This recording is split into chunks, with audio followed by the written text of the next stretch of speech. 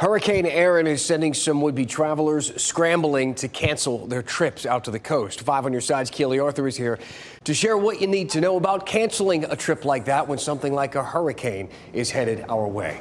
Dan, we don't ever want to cancel our vacations, but we certainly don't want to lose our money. So the first thing I want people to know is that the law is on your side in this case. Under North Carolina law, travelers are set to stay in an area. If they're in an area that's under a mandatory evacuation, they're entitled to a refund. So if you booked somewhere like Hatteras or Ocracoke Islands or parts of Dare and Hyde counties, you can get one.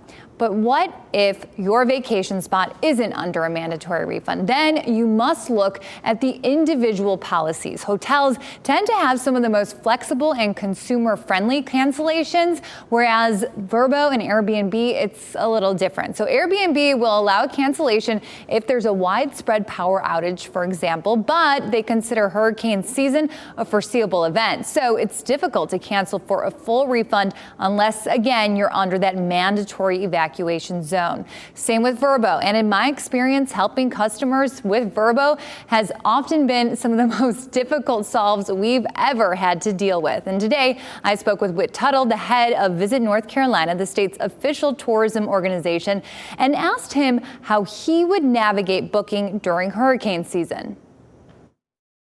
I would contact them early on, find out what their cancellation policy is.